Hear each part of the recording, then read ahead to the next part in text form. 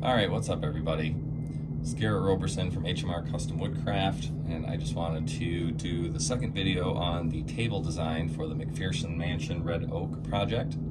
So as you can see here, this is my general design, and like I said in the buffet, the bow front buffet video, I was too wordy in my original videos and they got really big, and because I am completely terrible at technology, I could not figure out a way to upload them to YouTube or onto a computer or really anything for that matter. So if you have any ideas on that, let me know. Anyway, so I'll be less wordy on this one as well. So this is the general design of the McPherson Mansion conference table. The dimensions are approximately 4 foot by wide by 10 foot long. The top will actually be 2 slabs, each one being probably around 24 inches or so wide, and then I'm actually only doing the live edge to the center. This is not obviously what the exact live edge will look like, just kind of a representation for the client so they got an idea of what I wanted to do. The outside will be straight cut, but we'll have a chamfer, probably about a 30-degree undercut around the entire thing. It's not shown on here because I am not the greatest at SketchUp, and it was really hard for me to do that undercut on this radius on the front, on the left and right of the table. So I will say one thing I'm not a huge fan of is this kind of big radius here, but if you've watched the bow front buffet video, you'll see that that also has a radius along the entire front of the cabinet, and the customer wanted a kind of a radius to match on the table.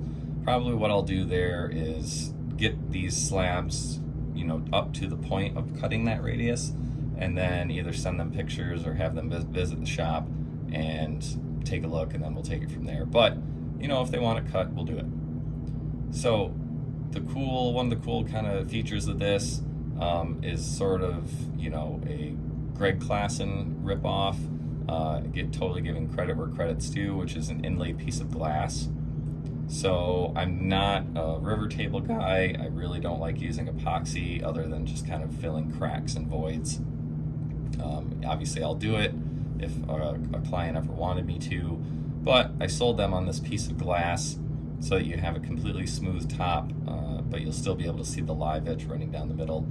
And if you haven't ever checked out Greg Klassen's work, he's kind of the father of river tables, but he also does glass inlay, and it's very cool. So check him out if you get a chance. But yeah, probably do like a 1/4 inch thick piece of tempered glass and then just inlay it. I haven't quite decided. Once again, this is a representation. So depending on what the live edge ends up looking like, I may design the glass to kind of fit the edge, or I may just do a straight cut like this. I haven't quite decided. So that's the top. The bottom, or the base, once again, they wanted this radius. You can kind of see here, once again, there's this radius that's kind of consistent throughout the furniture. And probably what I'll do with these is I'll do a stave construction. And if you've ever seen a wine barrel, that's basically what a stave construction is, except wine barrels are curved around and vertically. There's a curve. These will just be curved left to right. So there'll be no kind of vertical curve to it, just a left to right curve.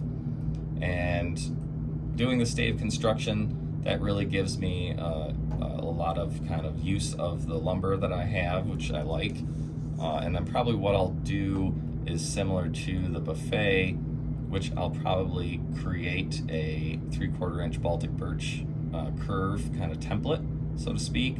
And then I'll probably do like a lattice construction inside, so I'll have something to attach those staves to. So probably what I'll do is create 5 or 6 of these pieces here, and then create one of the 2 sides of the stave, and then kind of glue them together, and then just kind of start to form this overall shape.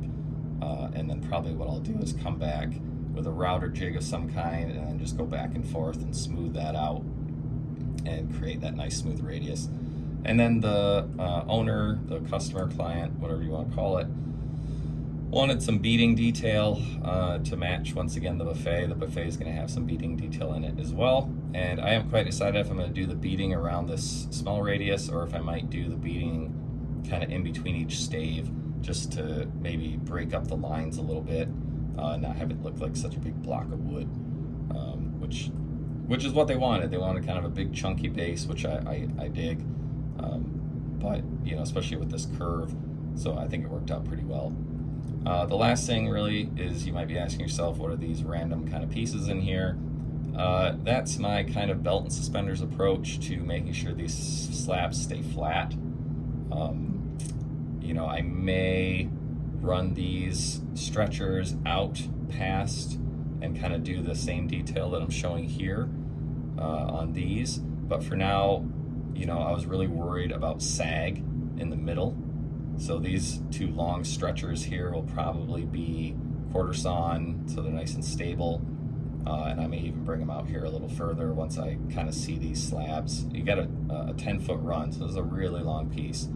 And my worry was, if I just do these two big chunky base pieces, over time it might sag in the middle, and then the glass inlay would make that painfully obvious. So I'll definitely end up doing something with these, with some stretchers here and here going, you know, both directions. Like I said, I might run these out, but I'm not so much worried about warp in this direction. It's more sag over this 10-foot direction. This will only end up being at most 2 foot wide, which isn't terribly wide for a slab, and it's going to be, you know, around 2 inches thick. So yeah, I'm not that worried about it. But anyway, that's kind of what everything will attach to. The nice thing building it this way also for me is that my shop, I have a small shop, it's in the basement of my home, and building this whole table and getting it upstairs would be pretty much impossible. So this way I'm able to deliver this thing in kind of 5 or 6 main pieces. So each top slab, the glass, those are 3, each base individually, and then kind of this ladder construction for the skirt, or whatever you want to call it, the rails here. So yeah, that's about it. Thanks for watching. If you want to follow along with this entire build, once I get into the process of making everything, I'll be documenting it, posting videos as often as I can, and yeah, appreciate you guys watching. Thanks a lot.